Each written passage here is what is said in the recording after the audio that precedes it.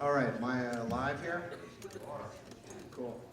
All right, so for those of you who are sitting out there, the curtains are going to close at a point, and then you'll, like in old-time black and white television, you'll resolve to a little dot, and we won't be able to see you any longer. So come on in here, and you can bring your drinks and your food and whatever,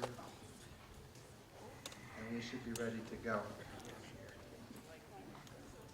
My name is David Baum, and I'm a visiting professor of humanities here at WT, and I'm also the director of the Remnant Trust at WT. And this is the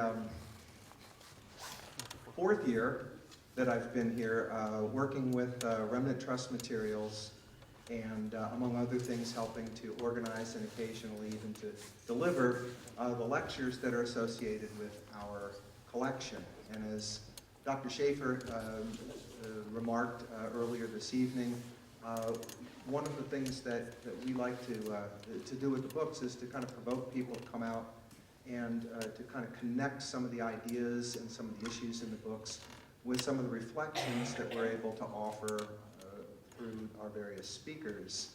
And so I consider this to be one of the central things that we do. The books are great, and we're glad that we have them. They're used in classrooms, seminars, lectures, and so forth here at WT. Professors use them for their own work.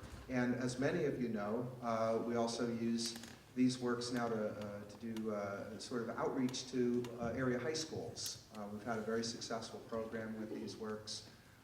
This term we've gone to Perryton, to Dalhart. I'm trying to work my way back from the Kansas border. Perryton, Dalhart, Hereford. We've been to, of course, Randall High, which we've got a bunch of Randall High students here. And this week, tomorrow, in fact, it'll be at Ascension Academy, and they were just at San Jacinto. So we've tried to reach out to a number of high schools so that we can provide some interesting and unique programming for the Panhandle, to be able to read and to encounter some of the best things that have been written and some of the best and most provocative ideas that have been thought at the high school level, through original documents, through rare books, first edition books, manuscripts, and so forth. This is, to me, is a really wonderful thing. It's the only place in the country where high school students are learning this kind of material out of these kinds of books. And Dr. Doty's going to talk tonight. By the way, that's why we're here. Doty will be speaking in about 45 minutes. He'll be up here. But Dr. Doty will tell us a little bit about, for example, the Shakespeare pieces that we have here tonight. He's got some really interesting insights, and we have a 9-volume 18th century Shakespeare edition here for you to take a look at, and there's a few other what I call sort of Shakespeare and Friends. You know, we have a Francis Bacon over there because we all know, you know, he actually wrote Shakespeare. So for those of you who want to involve yourselves in that controversy. But what's wonderful about this collection is we can combine it and mix it and match it in so many different ways to provoke all these kinds of different conversations. So I've been really happy and proud to be associated with this now. This is my 3rd year here full time at WT. So and in a way, it couldn't happen without your support and without you coming out and helping us here. So I also want to thank you all for showing up and eating free food and drinking, you know, free wine. So thank you for doing that, because it really wreaks havoc with my budget.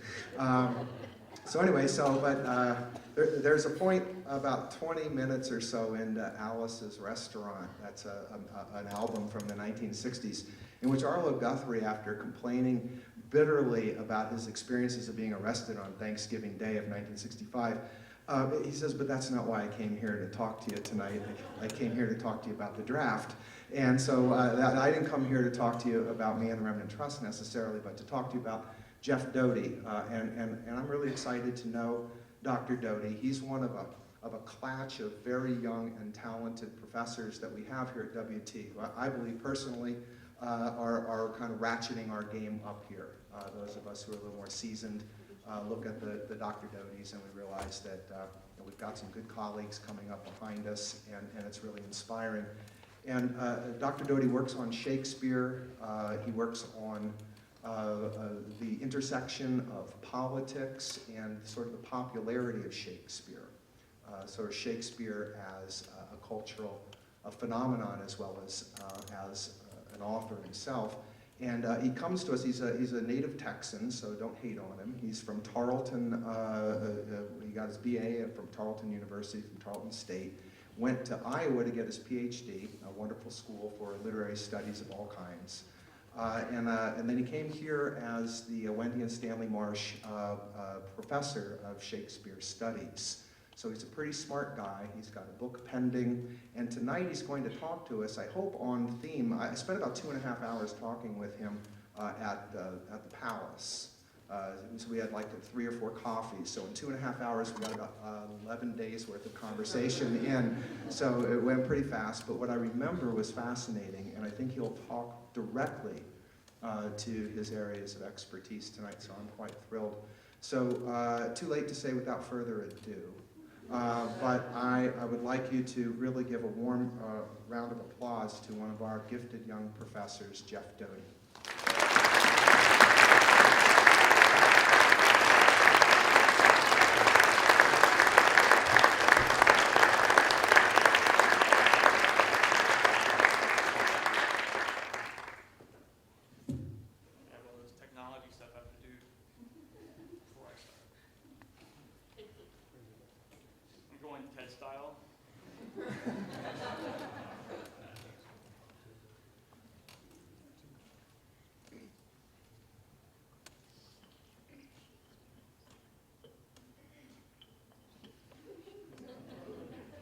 I've never done this before, so. Let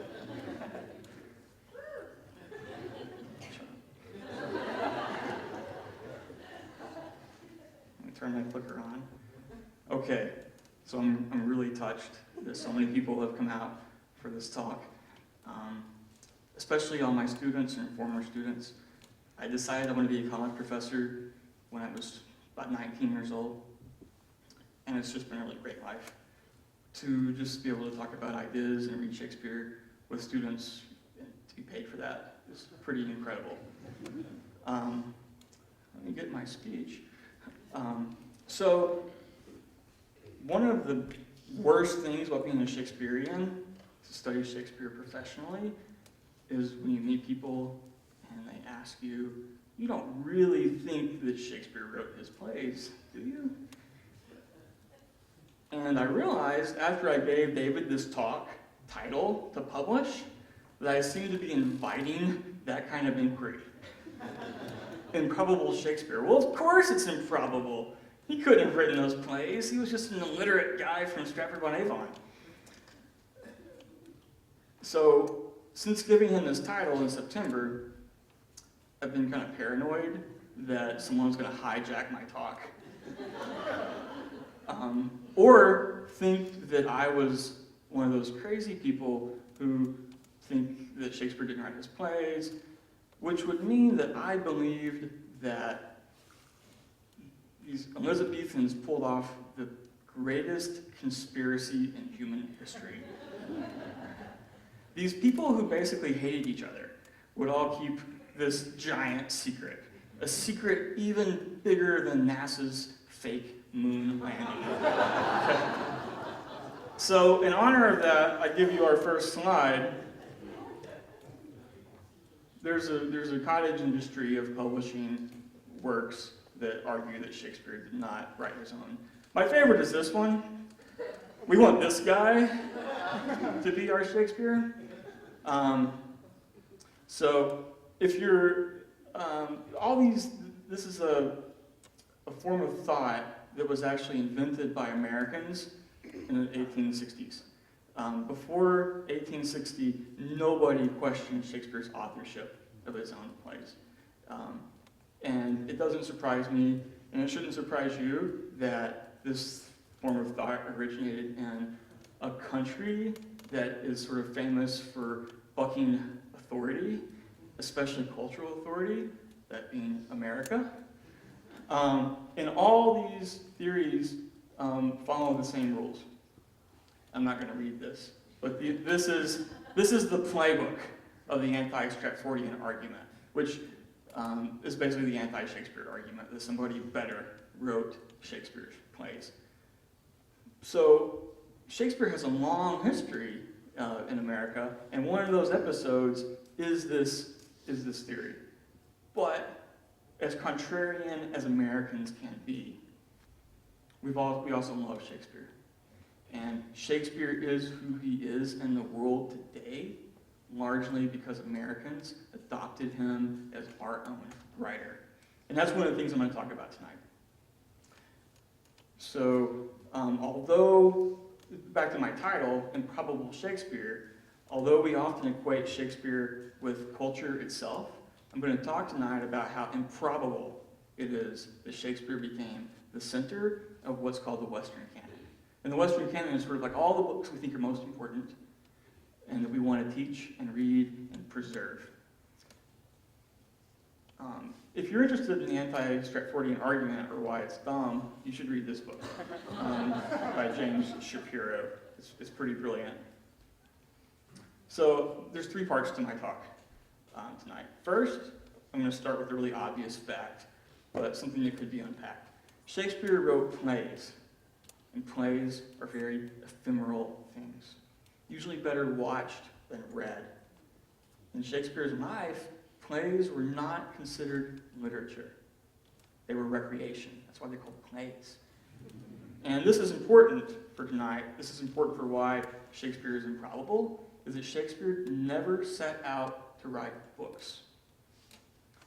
And the second part of this, I'm going to skip across the ocean to America. And this is the meat of the talk is going to be Shakespeare in the 19th century.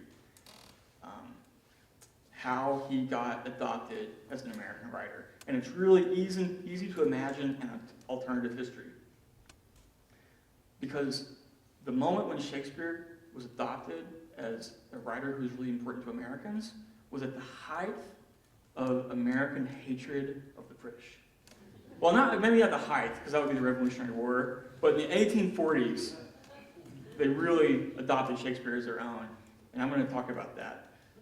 So it would make a lot of sense that in a time when Hawthorne, Poe, Emerson, Whitman, and Melville were trying to invent a distinctive American literature, that they would banish a writer who just wrote about aristocrats and who was English. But they didn't. It's improbable but true. For the American intelligentsia of the 19th century, Shakespeare embodied the spirit of America. And they thought about him as an American, not a British guy. And this claim took hold only because something that seems even more improbable was true. In the 19th century, the most popular form of entertainment was drama, and Shakespeare was the most popular dramatist of that century. In the part 3, I look at Shakespeare's home now, which is the university, and where Shakespeare is. So, you could first read Shakespeare in 1594. These are the first 2 editions of his plays. And you'll notice just how different, from looking at these, books were than now. They would rip off the first page and use it as or they would make extra copies of the first page and use it as an advertisement. But I love the titles of these things. This play on the left-hand side is, the first part of the contention between the 2 famous houses of York and Lancaster, with the death of the good Duke Humphrey, and the banishment and death of the Duke of Suffolk, and the tragical and proud Cardinal of Westchester, with the notable rebellion of Jack Cade, and the Duke of York first came into the crown. What do you not see on this title page? Shakespeare. Shakespeare's name is not on this title page. And that's because it wasn't important to have the author's name. The authority for these books actually came from, on this one, as it was played by the Right Honorable, the Earl of Derby, Earl of Pembroke, and the Earl of Suffolk as their servants, because actors were actually the servants of aristocrats. So, I give you these 2 things to look at because they kind of destabilize our ideas about authorship. It's like Shakespeare wasn't yet Shakespeare. In 1594, he was just a guy who had been an actor and who would sort of add new parts to other plays. And these are two of the first plays that he wrote. But there was no point in putting his name on a title page because they didn't think about things in terms of authorship. The idea of authorship had not yet been invented, as crazy as that sounds, in terms of like, I own what I've written.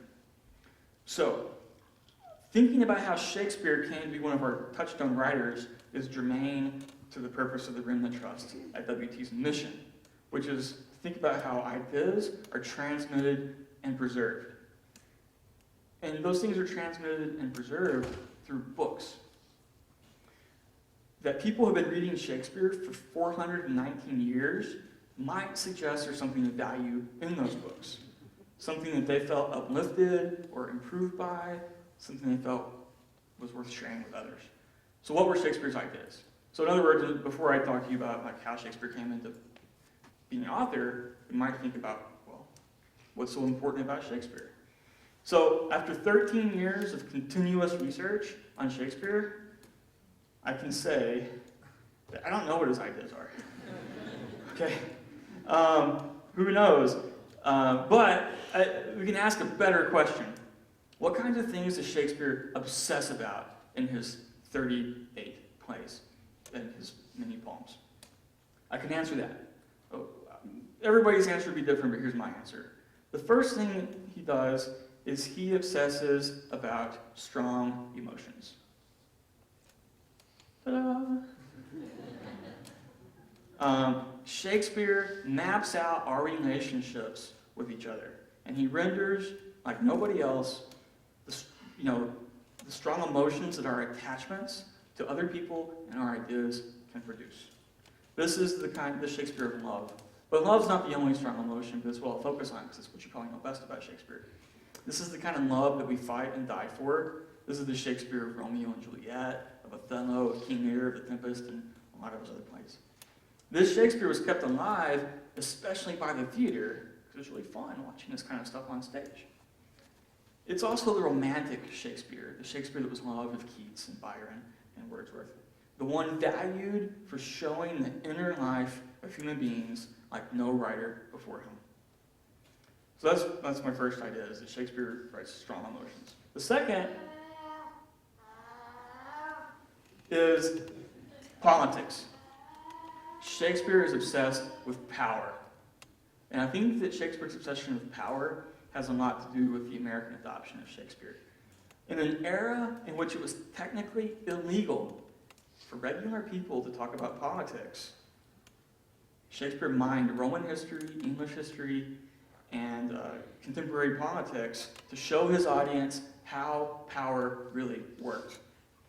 He showed what power does to people who want it, who have it, and who lose it. He teaches people how to analyze politics and think for themselves. This is the Shakespeare of Macbeth, Hamlet, and the Roman plays, especially Julius Caesar. This is the Shakespeare that was read continuously by philosophers and thinkers, and especially those in power, from the English King Charles II, to Jefferson, to Lincoln, to Hitler, to Bill Clinton. Okay? Bill Clinton's actually a great lover of Shakespeare, quoting things. But, of course, none of this would matter without Shakespeare's true genius, which is to render what humans really feel. Got a little beautiful Olivier for you. Shakespeare's characters, like real people, are inconsistent. We often think about characters, like effective characters, as being consistent. That would be a lot of artifice. Like real people are very inconsistent, and Shakespeare shows that in his plays. Another thing that Shakespeare does is his characters don't represent ideas. They change, they move, they improvise. So people have often talked about Shakespeare as a modern writer. And what they meant by that was that in the modern world, which we can kind of date at the onset of the Renaissance and the Reformation, humans started feeling a little bit less at home. Like all the groundedness of Catholicism for Europeans was undercut by the Reformation. And part of that home, feeling of homelessness ontologically, made the idea that, as Shakespeare puts it, all the world's a stage. He introduced to us sort of the performative aspect of everyday life, that we don't always have this perfect sense of self, that we actually are responding to social situations. But there's a kind of almost rhetorical fraudulence that we walk around with, of having to adapt. Shakespeare's characters fully embody that. They overhear themselves, they respond, they surprise themselves when they're thinking, and he renders thought and action. His characters adapt. So they're conscious of their own theatricality, and paradoxically, it's their theatricality that makes them feel very real. So I would say that Shakespeare's representation of this is even more profound for our world than it was for Shakespeare's. So I'm locating Shakespeare's magnetism in his representations of strong emotion and his exploration of power. You might ask, well, what are his ideas about those things? And this is another paradox. We don't know what Shakespeare himself thinks about love or power. Does he celebrate in Romeo and Juliet the truth and nature of love? A love that was so intense they'd rather die than live without one another. Or does the play expose the sort of frenzied irrationality of young people? Young people who are vulnerable to a culture that idolizes love as its own kind of religion. Oops. Does the Merchant of Venice excite 1590s playgoers with its anti-Semitism? Or does it spur audiences to consider their common humanity with Shylock? Was Shakespeare, as scholars have argued, a monarchist, a populist, a monarcho-populist, a Republican? Hey, don't laugh. I actually wrote an article that said he was a monarcho-populist, which is someone who's like, I love the people, but I also love the king. Or a proto-democrat. What about Shakespeare's sexuality? Big question. I leave that to Stephen Booth, who says that Shakespeare was almost certainly homosexual, bisexual, or heterosexual. The poet John Keats spoke of Shakespeare's negative capability, his disappearance into his work. Jorge Luis Borges said that Shakespeare is everything and nothing. So we can't say for sure on such questions, or that we can't say what he thinks, actually helps explain Shakespeare's durability and strength. His works are infinitely open to interpretation. Every generation makes their own Shakespeare. And this is important for great books tradition. Great books tradition is something that's alive, okay? It's not just, we can't preserve everything. Everything's constantly in motion. The books that survive are the ones that we continue to apply our current problems and anxieties to. They're the ones that read us as we read them. So when people quit finding things out about themselves when they're reading old books, those are the ones that are going to follow the tradition. They cease to be living texts. Of all the hyper-canonical authors, Cervantes, Austen, Dante, Homer, Melville, Woolf, Tolstoy, Joyce, Shakespeare is the least present personally in his work. He's also, and this is another of those improbabilities of Shakespeare, one of the only dramatists in the canon. The other big one would be Sophocles and Euripides. But Shakespeare, he wrote plays, and this adds to his improbability because plays are not exactly fun to read. You have to do a lot of work to sort of like cast everybody and watch it play out in your head. I mean, it's much easier to read, Pride and Prejudice. You can see it, and there's an authorial consciousness in a novel. So we understand that, like, Jane Austen's being ironic, and so we know what she thinks about things. In a play, there's no place where the dramatist tells you what to think. He leaves it all on you. Shakespeare, as one of his characters says, puts word against word. It's not about giving you an idea. He he puts multiple ideas in front of you, and you have to choose which one you think you can go with. So plays stage social conflict, and this social conflict is always about different values and ideas. And it's one of the things that speak to Shakespeare's durability.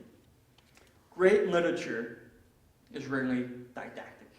It doesn't tell you what to think. Great literature raises more questions than it answers. Great literature doesn't come to you, you have to come to it. So it's hard. Okay? But once you go to it, you get its benefits. And great literature doesn't tell you beautiful lies. Okay, sometimes Shakespeare's plays tell you beautiful lies. Those are the comedies. Okay. I won't lie to you. But sometimes he knows he's lying to you and he knows that you know. I don't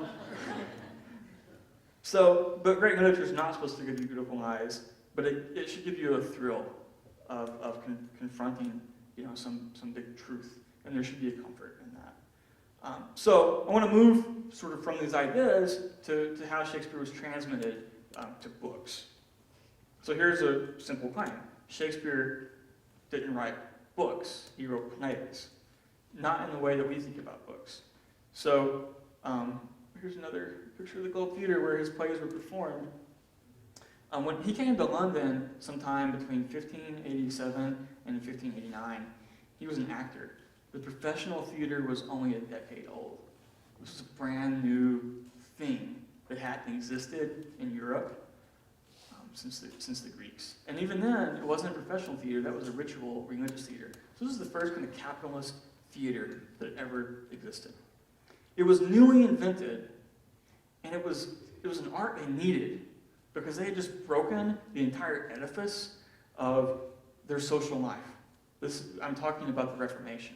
They'd broken apart the liturgical calendar that was full of festivity and drunkenness and revelry, and had its own kind of religious place.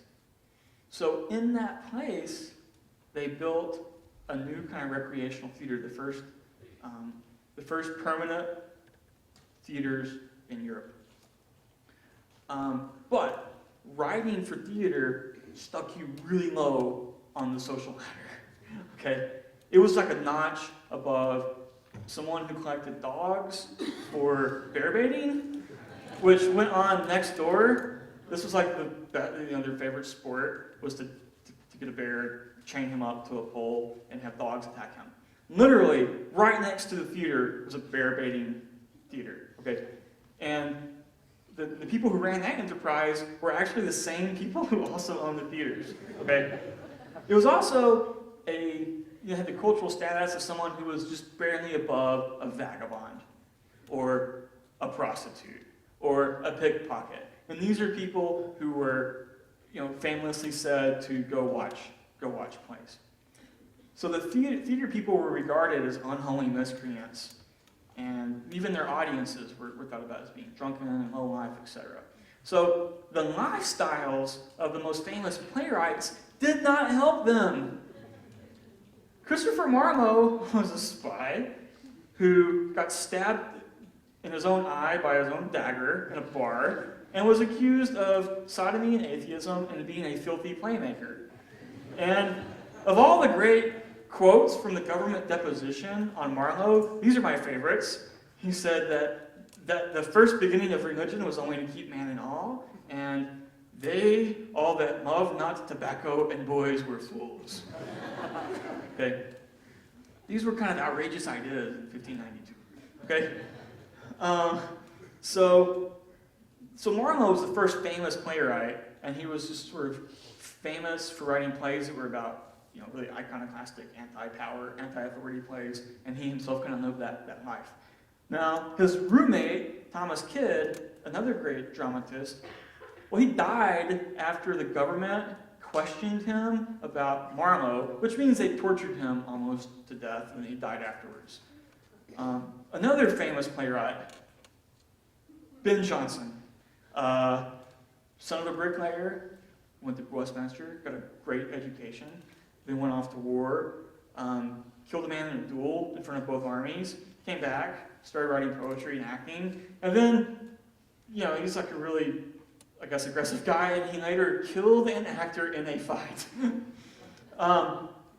He got out of being executed because he could speak Latin, which was called the neck verse. It was this difference between ecclesiastical and common law courts. So he was spared execution by a legal loophole from the Middle Ages, but he had a T branded on his thumb, which meant that the next time he got in trouble, he was going to go straight to execution. Which, luckily, they weren't that literal about, because he was imprisoned 3 times for writing things that made the monarchs angry. Okay? So, he kind of rehabilitates himself once King James becomes king. Elizabeth hated him. But he's going to be important because he invents the idea of the author. So, these are some of Shakespeare's contemporaries bringing all kinds of shame and ill repute on his profession. By comparison, Shakespeare was like a really mild-mannered guy. Johnson described him as of a sweet and open nature.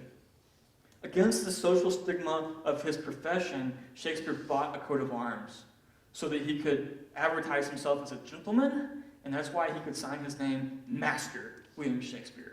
So Shakespeare was really intent on climbing that social ladder. He became really rich from writing his plays. And he never found himself licking the walls of a dungeon because he was imprisoned for violating laws of censorship. I say that because they wouldn't give prisoners food, and they would have to lick the moisture from the Thames when they were imprisoned. Shakespeare was a very successful businessman. He was kind of an early modern capitalist. He was a part owner of a theater that he acted and wrote for, so he got a share of all the money that his company made. And then he duly reinvested that money in other ventures. Still, he could not escape his low birth.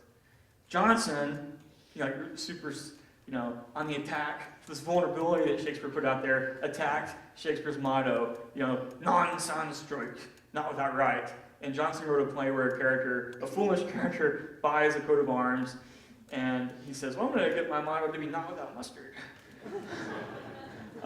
Which is a mock, because the mustard is sort of the condiment of the commons, because it's made of mustard seed. Vinegar, it won't go bad. And plus, this is a very yellow motto. Later on, the people who were in charge of elevating people in rank challenged Shakespeare's legitimacy for having this. And they called him, in documents, Shakespeare the Player. This is not a descriptive term. This is a term of moral opprobrium, okay? It's like, how could a player have a coat of arms? And the reason that he could is that Shakespeare bribed the people who gave these out, okay? This is what money can do for you. But Shakespeare never really could shake the social stigma of his profession or his low birth. And I love this line from the Sonnets where he says, my name receives a brand, and almost thence my nature is subdued to what it works in, like the dyer's hand. So what he works in is the theater, and the theater kind of stains Shakespeare, and he could never truly rise on that social ladder that he wants to. So he just works and makes money after that. That's self-indulgence, okay?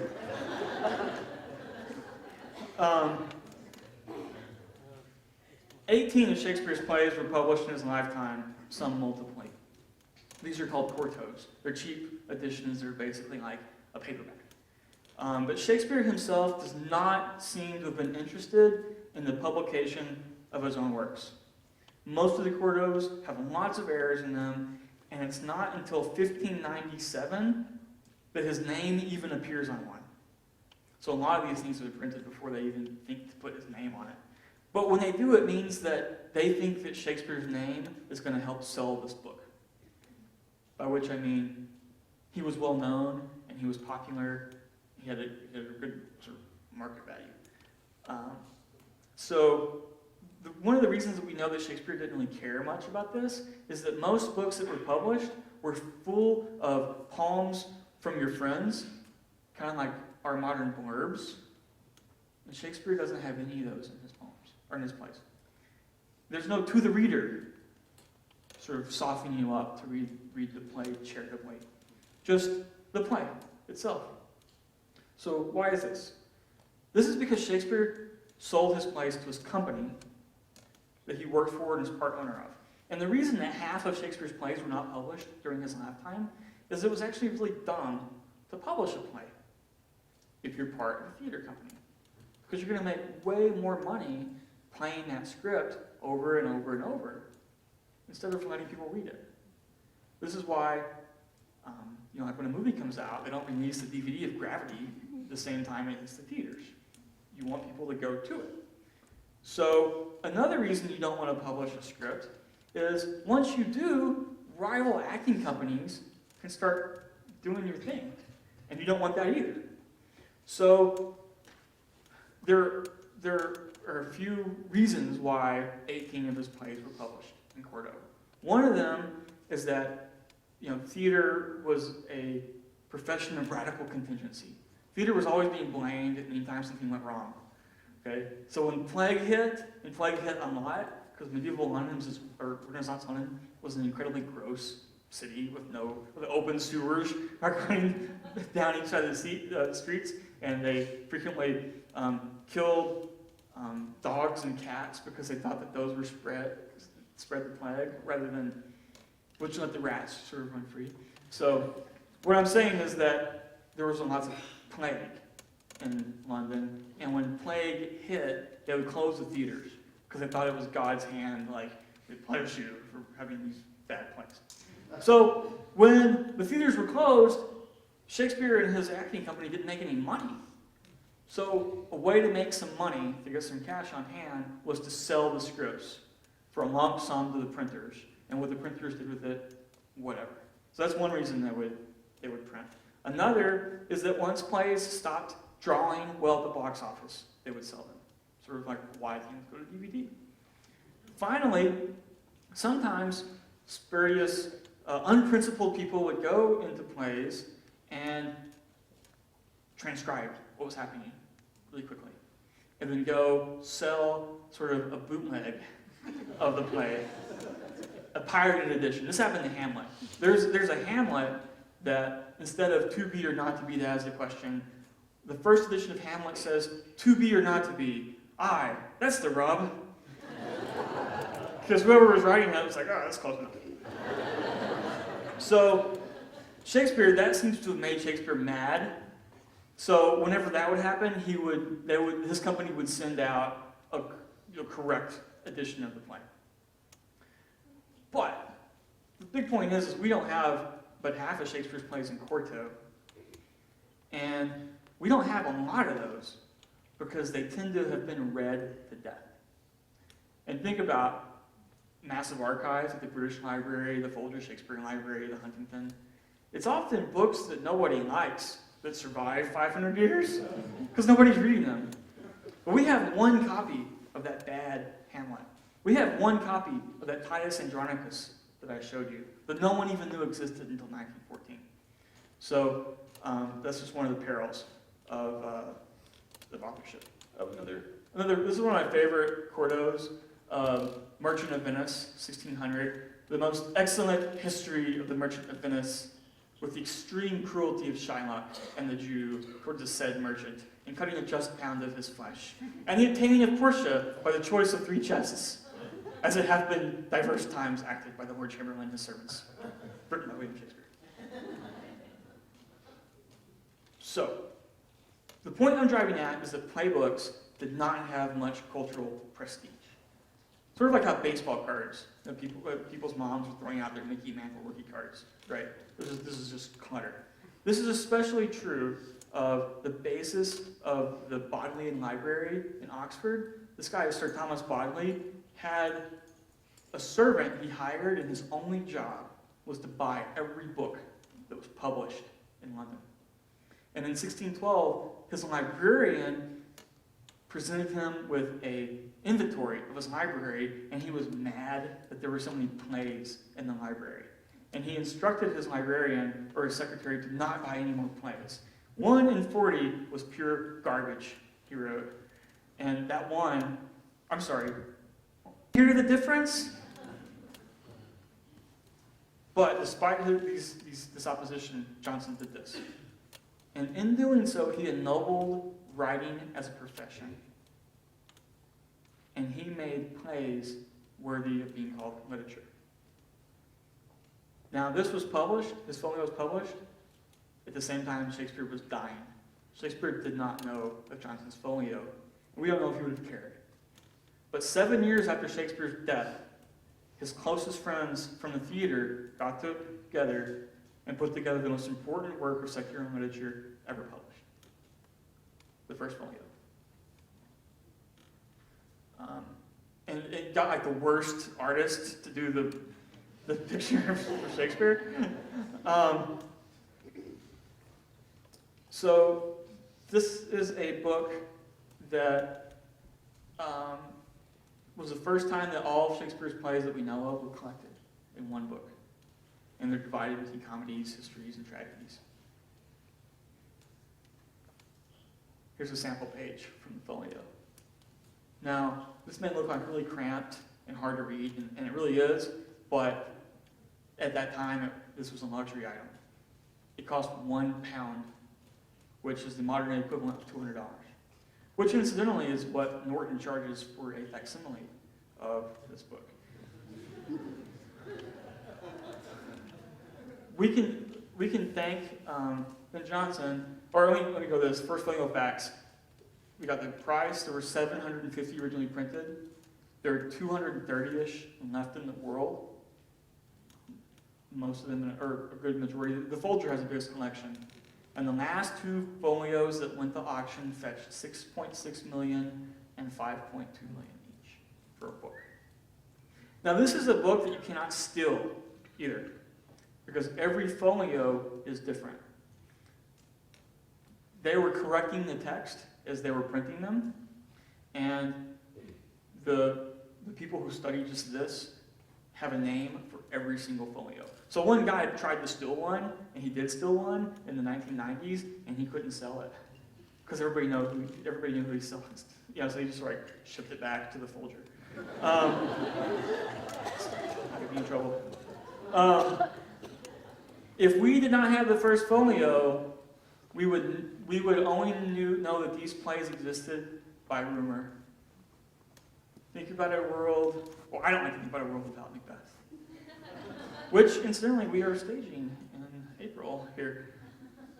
A world without King John we can do without. I meant to say Julius Caesar. Or Coriolanus. It's one of my favorite plays, or As You Like It. Or Twelfth Night, The Tempest. I mean, these are some of those main plays only exist in this form. And we can thank Ben Jonson that they exist at all. Because if he didn't have this giant ego to think that he needed to give himself like the Bible treatment, Shakespeare's friends never would have had the idea to give Shakespeare, a writer they thought was better, that treatment also. So, I'm going to wrap up part one here. Shakespeare was born in a small market town. He got to London right as his theater was getting popular. And he made a lot of great business decisions, which meant he could work on his plays as long as he needed to, and didn't have to sell them for ready cash. He acted, and he wrote plays. Then he retired.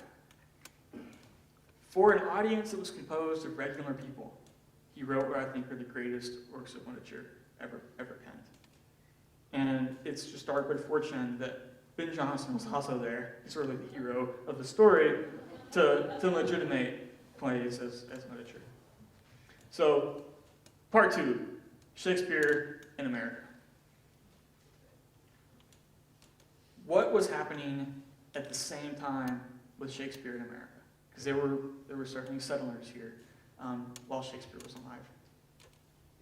I'm going to let you sort of pause over this great topical quote. Okay, that's enough. Performances of Shakespeare in the American colonies. 1600 to 1750. How many do you guess, how many performances do you think there were of Shakespeare in the American colonies? 10. Wrong. It was 0. 0. You know, think about who first settled here. They were Puritans, not exactly good pals with the theater. Okay?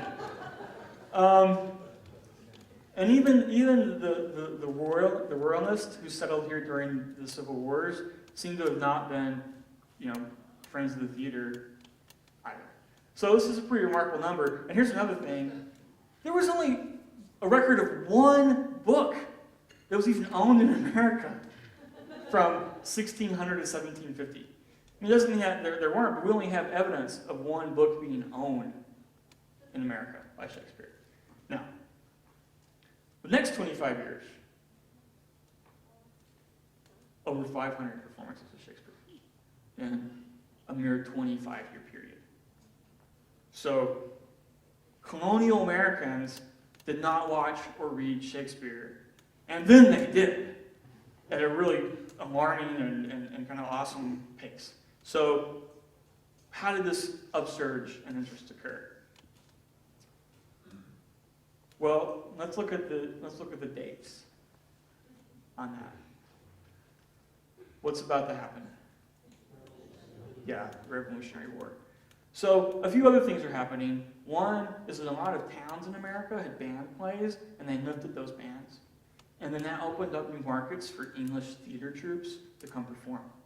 And those troupes who were touring played a lot of Shakespeare because that was the center of the Restoration theater repertoire, largely because the English Civil Wars had broken the machine for writing new plays because the Puritans had banned theater, made it illegal from 1642 to 1660.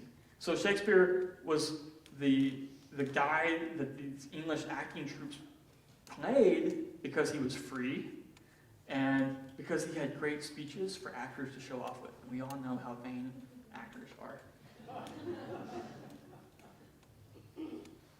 So, but the main reason that Shakespeare spikes in popularity is because of the Revolutionary War, or the lead up to it. So remember what I said about Shakespeare and power. Colonists on both sides of the question of whether to fight for independence or not used Shakespeare to support their arguments. Shakespeare became a way of thinking about legitimate political violence. And Julius Caesar was their most important play. Brutus's slaying of Caesar can be performed as the heroic slaying of a tyrant, or a horrible, horrible tragedy. How you read Shakespeare, how you performed it, was a way of declaring yourself publicly on your politics. For people who were, did not want to break away from England, performances of Shakespeare were nostalgic. They reminded them of what they left behind. For those who did want war and independence, Shakespeare exposed what was wrong with the English. Both armies during the war played Shakespeare, and George Washington himself was an avid playgoer. So colonists also probably read Shakespeare as much as they watched him, probably in a pirated edition of the very same books that we have back there today. The books that we have were edited by Louis Theobald in 1757 and became kind of all the rage. Alexander Pope had edited Shakespeare right before this, but he did it in a way that Pope kind of cleaned up and tried to improve on Shakespeare. If you're right, Shakespeare didn't write this. So Theobald put out this great, it was the first kind of edited edition that tried to compare all the copies and find what was truest to the play's original form. So those books back there at the table are probably the way that American colonists read Shakespeare. Here's another page from one of my favorite plays. And then one of the cool features of Theobald's edition was descriptive footnotes. Before this, Alexander Pope had some really self-indulgent, weird footnotes, but he recognizes that Shakespeare's hard, and he starts giving people okay, this is what's going on here. So, who was one of Shakespeare's biggest fans? A guy called TJ. Jefferson, according to his biographer, was attracted to the strident note of defiance and the insistence that death is preferable to infringements of one's honor or liberty. They say that he kept a commonplace book and that he would write out his favorite passages from Shakespeare, and when he started writing, his handwriting would get really wild. Like he was just like really worked up.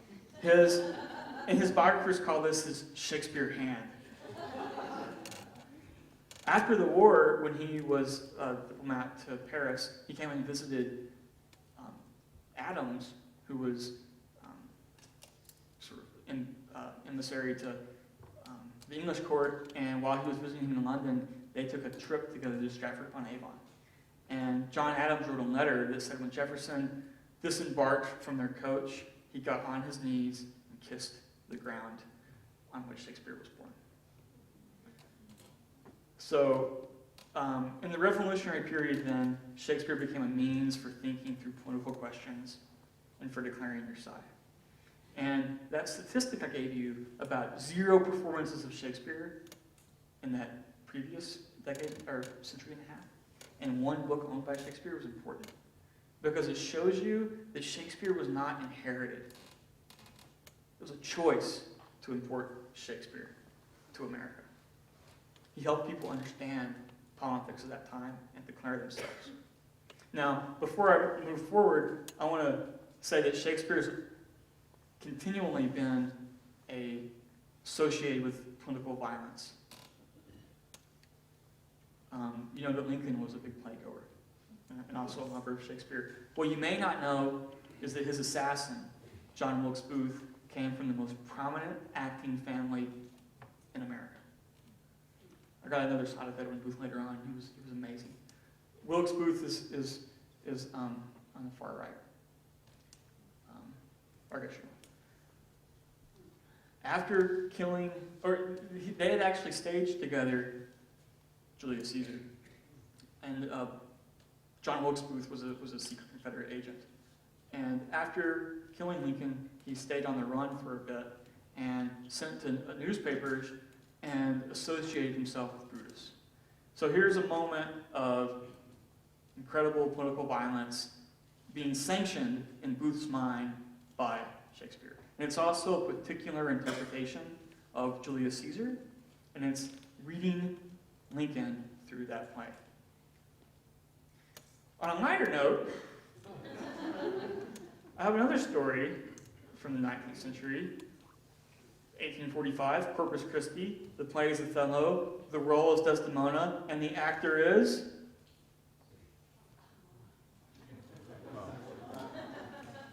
Because, these guys are bored. One of the earliest productions of Hamlet was actually on a merchant ship outside of Africa. One of the first non-English performances of Hamlet.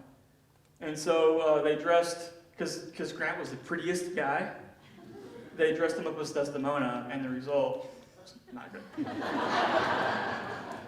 In fact, after that is when he grew his beard. Because he was tired of being called pretty. And apparently the guy playing Othello laughed during all their scenes and ruined the play. So, revolutionary Americans then made a choice to read and perform Shakespeare, and their descendants would as well, though for different reasons and for different goals. Their descendants, in fact, claim that Shakespeare was part of America, even while they explicitly attempted to create their own literary styles and culture that were distinct from Britain's. In other words, it's really easy to imagine an America where Shakespeare is not important. An America where Shakespeare is excluded because he was English.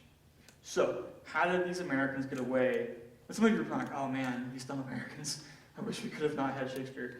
But how did these Americans get away with claiming Shakespeare is around? First, let's start with some context. Ralph Waldo Emerson famously called for a new literature.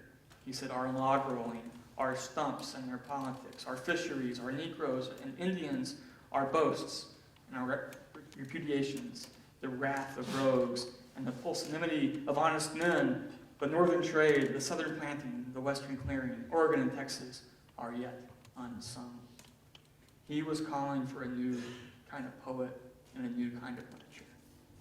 And one guy answered this call, Walt Whitman, who wrote the craziest book of poems that had ever been seen.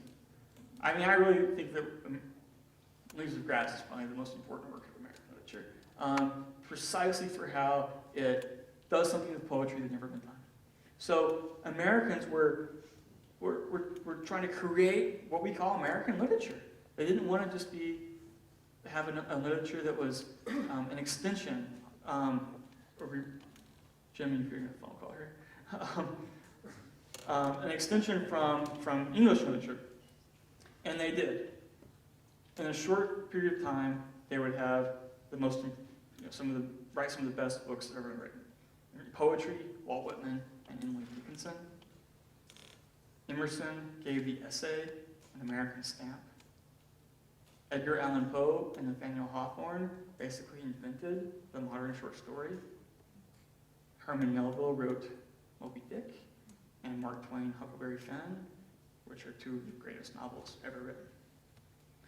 This literature was focused on originality, of an American voice, of breaking away from English styles, and yet they enshrined Shakespeare. Why they did that and how they got away with it. They adopted Shakespeare and excused his Englishness. They anachronistically said that he embodied the American spirit. James Fenimore Cooper said that Americans had just as good as right to claim Shakespeare as English, and that he was the great author of America. They said, had Shakespeare been born now, he would have been born in America. And if not, he would have moved here. Emerson called him the father of man in America. What he means by this is that Shakespeare's originality and modernity, the liveliness of the portrait of the striving human mind, anticipates America. He even means that his real audience is just as creative as Shakespeare. And that audience was waiting for him across the ocean, in a country that was invented on new principles. They also said that Shakespeare's Elizabethan English, in its own time, was fresh. And so too was American English fresh.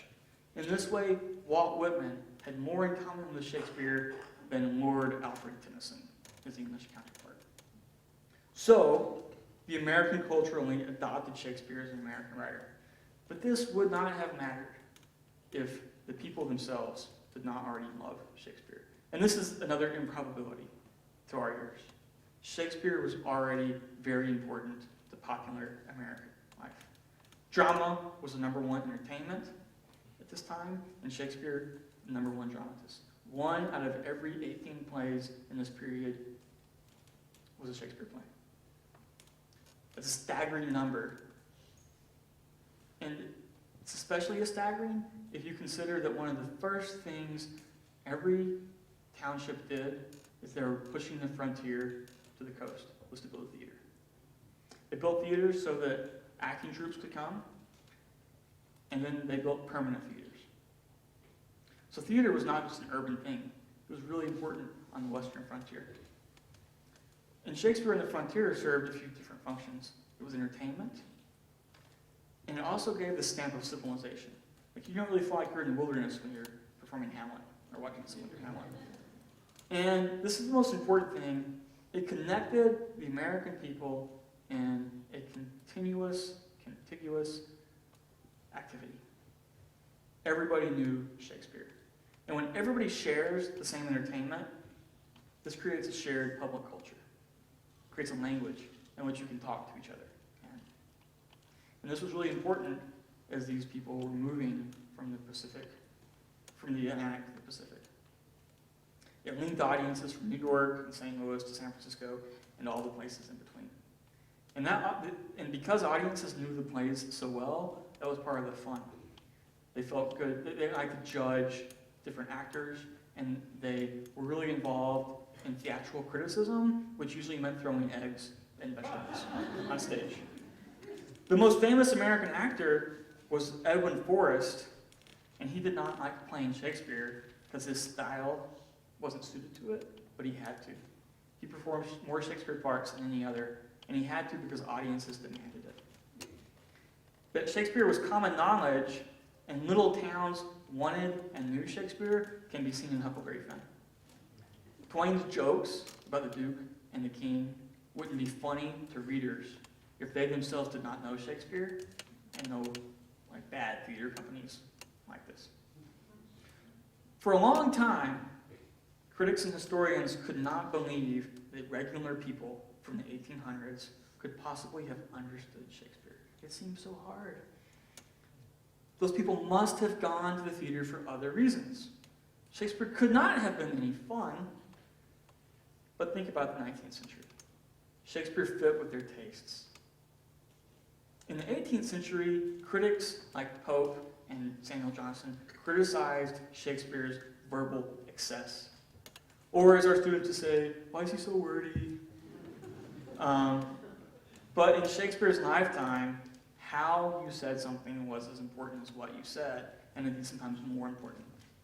Audiences enjoyed this tactical complexity of the language and the dense metaphors. Audiences liked the artfulness of the language. So after Shakespeare's death, there was a surge of the plain style. And now we live in an age where the plain style is valued. This is what Strunk and White talk about in Elements of Style, right? This is the essence of Hemingway's writing style.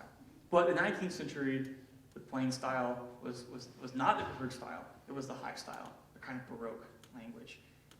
This is a society that was nursed on the King James Bible. It was a society that enjoyed 3-hour sermons. It was a society that planned for Lincoln and Douglas to debate 7 days, 3 hours apiece. It was an oratorical culture. People memorized things for fun, including the mountain man, Jim Bridger, who traded cattle for a copy of Shakespeare's plays. This was a weird trade because he could not read. He hired a guy to recite passages to him, and then he memorized them and was famous for his ability to essentially quote on demand the entire Shakespeare corpus. So in a society that loved performances and long speeches, Shakespeare's plays fit right in. He was part of a shared public culture, one that connected the literary circles to miners, pioneers, and dock workers. However, this shared public was starting to show signs of fracture. This fracture played out in debates over how Shakespeare should be acted and how theater audiences should behave themselves. It played out over terms of class. And this is the bloody part of the story that was advertised to you. This story starts in 1849 with one American, Edwin Forrest, and one English actor, Charles McCready. I chose like a big American Forrest, and then a tiny little English guy. They were once friends, but Forrest went on a European tour, and they did not like his muscular, robust, melodramatic performance of Shakespeare.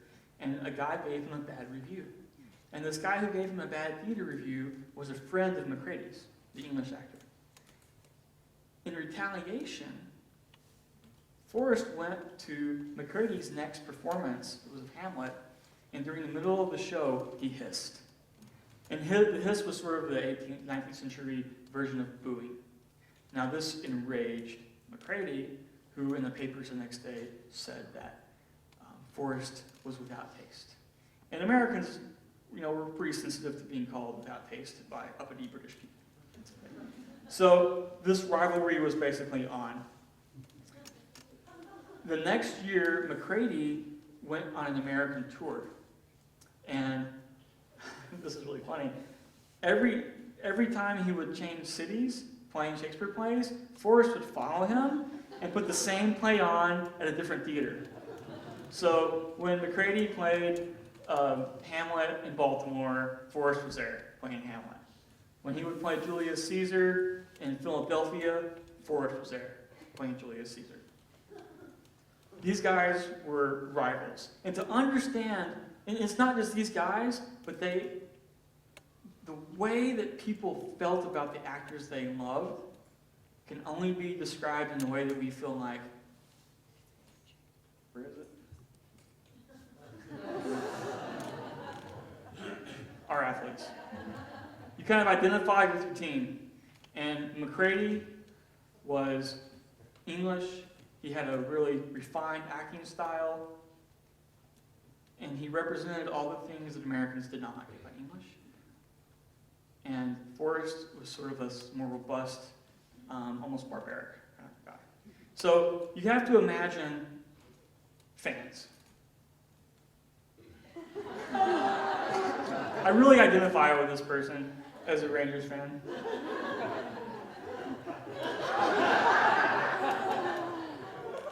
And then these guys, Yankees fans. So you may think I'm exaggerating, but when McCready was playing Hamlet on the stage in Baltimore, an audience member threw half a dead sheep at him. How do you get in the theater with half a dead sheep? Also.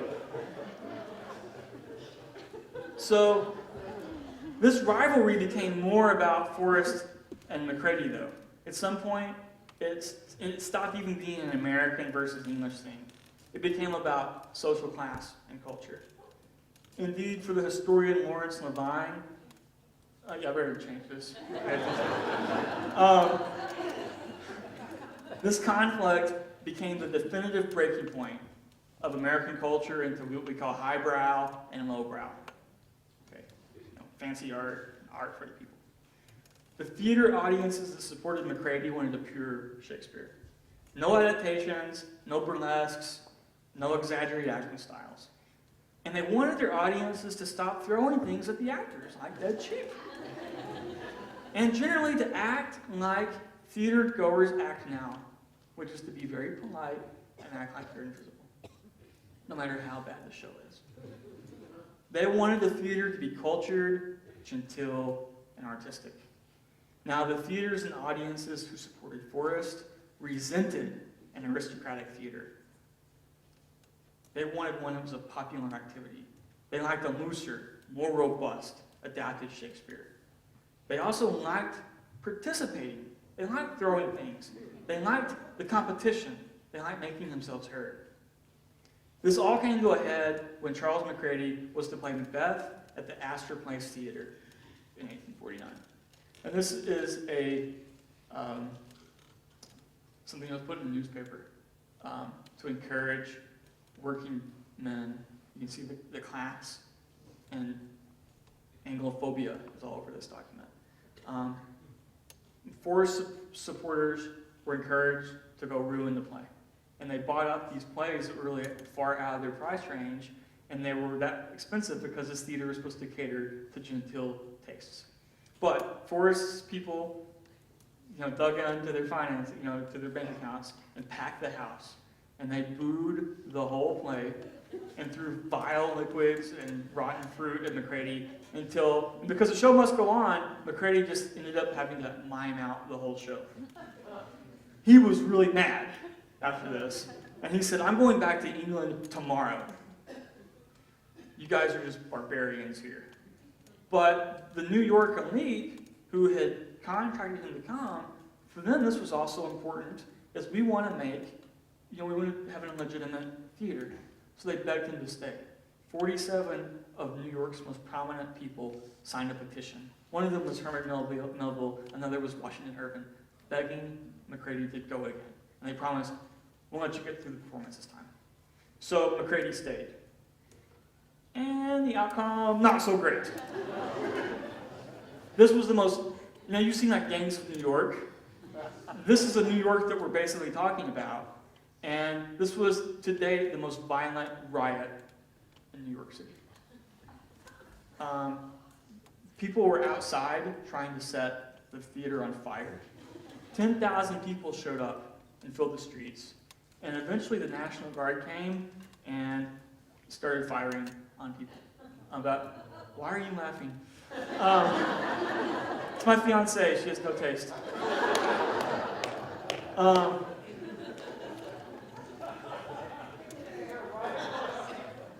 We're very bad people at my house. Over about 30 people were killed. Over 120 were wounded. So that fire didn't really work out. Like, they say like no violence. We advocate no violence, but if you want to, go ahead. So Shakespeare, as the popular Shakespeare of Forest, won the battle, I guess you could say. It's not really a battle to win, but they lost the war. For the next 30 years, Shakespeare would continue to be played, up until like the 1880s. Everywhere people would know him pretty well, but his popularity was declining. An even worse fate befell Shakespeare. They started teaching him in school. Shakespeare had tangentially been part of the university curriculum as part of recitation classes. And in an oratorical culture, you want to have classes where you practice oratory. We don't do that anymore, but that was one of the main courses they had. But in 1874, Harvard offered the first course in Shakespeare. And it was also the first course in vernacular literature taught on this continent. It had not occurred to anyone to study, hey, let's study our own literature. Before that, the study of literature had only been of Greek and Roman classics, plus Doty. The establishment of a course on Shakespeare came hand in hand with the establishment of English departments. Moreover, once Harvard did this, everybody followed suit. Within 12 years, almost every high school and college in America taught Shakespeare. Colleges had courses on Shakespeare. High schools would require it. According to one study of American high school syllabi from 1885 to 1900, of the 10 most taught works, 5 were by Shakespeare. Number 1 being Merchant of Venice, number 2 being Julius Caesar. So here's probably a pretty obvious statement. If you want to make something not fun anymore, make 14-year-olds write essays about it. If you just want to kill something, compel everybody to write an essay about Shakespeare. Okay? So Shakespeare, he fell out of popularity. He went from being the most popular thing there was, being perceived as something that everybody had a stake in, that everybody knew, to being the most elite thing there was, perceived as being accessible only by the educated few.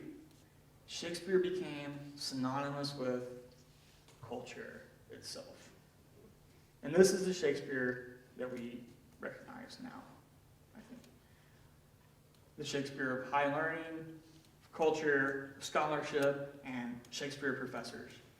And its twin, the Shakespeare of serious theater. This is a Shakespeare that intimidates people. And like all things that are compulsory, it makes it hard to see what's awesome about Shakespeare.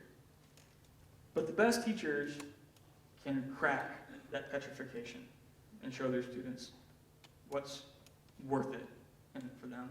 That's one of the things that I'm trying to do tonight. So I'm making it sound bad, but it was probably good that the university swooped in and saved Shakespeare. For the one thing, it creates a commonality between us.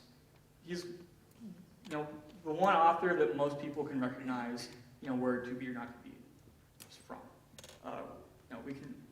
We have an ear. We know there's scenes from Shakespeare that we all recognize. And look what happens to writers who aren't taught everywhere. How many of us know Virgil well, or Milton well? And it was important that the university swooped in because every social force was pushing in the opposite direction. By 1900, the age of the great oratory was over. Shakespeare's Elizabethan English started sounding really alien. And the age of radio and film was upon us. And then we also have the return to the plain style, new literary values. But Shakespeare has done very well in universities. He's the most taught and the most written about writer in the 20th century. In taking care of Shakespeare, American universities have performed one of their core missions, which is to preserve and disseminate knowledge of and the art of our civilization. We've been accustomed to thinking about universities as job training centers. Move this up. I had a random slide for you to look at. Thinking about universities as job training centers that serve the economy. But the proper function is to serve our civilization, which is not the same thing as the economy. The economy is just the economy. Universities serve our civilization by keeping the past, which is kind of like another country, translatable to our present moment. We keep writers like Shakespeare readable and applicable to ourselves. We teach our students the long view, how to put into perspective the imagined urgencies of the present moment. The 19th century Americans who loved Shakespeare so much certainly took the long view on our past as a people and what values, beliefs, and traditions would carry us forward into a future that was desirable. These regular Americans built theaters, and they also built public universities. These public universities were built, according to Marilyn Robinson, out of a religious tradition that loved the soul and the mind and was meant to encourage and refine both of them. Now, these public universities were really, really expensive to build. And they were public in the sense that the people paid for them themselves and made it where their kids could go to them. So the world has never seen anything on the scale of the public university system of this country, nor its quality. Why do you think so many people from other countries come to study here? So the regular people who built our public university system wanted to instill a love of knowledge and love of our institutions. They felt that we could not self-govern without such an education. In a decade of budget cutbacks and austerity and a push for instant education, instant enlightenment, I think it's worth reflecting for a moment over the fate of our own universities and the kinds of arguments that we can make for them. So it should be no surprise to you that the most vulnerable programs are the arts, humanities, and languages, and this is because they're masters not in economy but civilization. And this is a tough hand to play in an age of austerity. And so I want to close with a really brief argument about why literature, and specifically why Shakespeare. And you can make these arguments for any of our disciplines, but I'm an English professor, so I'll do it this way. Here's a notable, here's Shakespeare. Here's a notable quote that I love.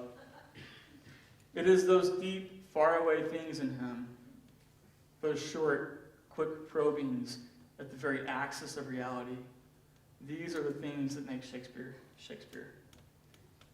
Great art confronts us with the real. This is a paradox, because by its very name, art seems to be something fake, artifice. Art simulates reality, but reality itself is what can often seem unreal to us. What's the most popular thing right now in our culture? Well, it's got to be zombies, right? Why are we obsessed with zombies? I don't think you have to be like a psychoanalyst to think that a culture obsessed with zombies has some big questions it's trying to ask itself about its own intellectual decay.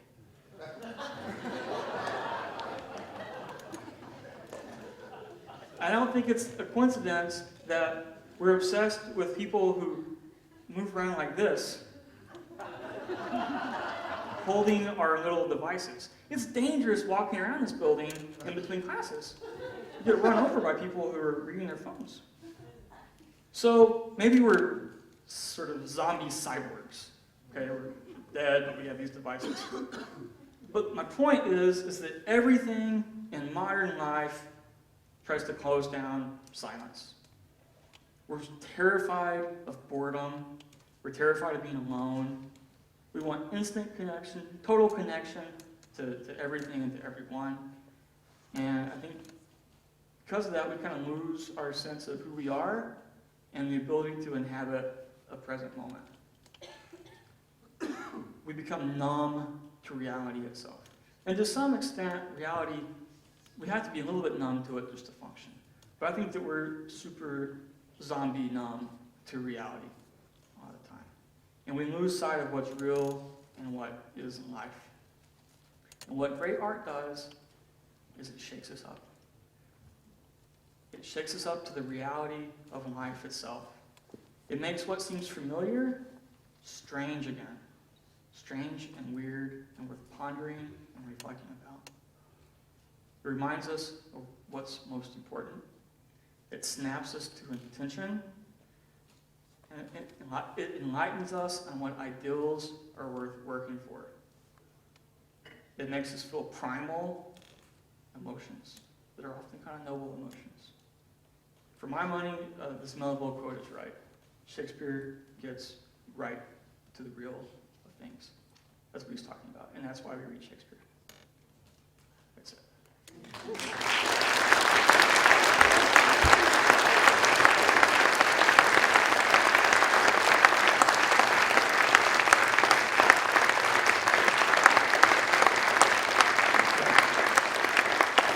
So, I'm not doing a rant call. I've got a works cited page. We'll take some questions. Before we do, I just want to make an announcement that the timing is very good. Tomorrow night at the Premier 6,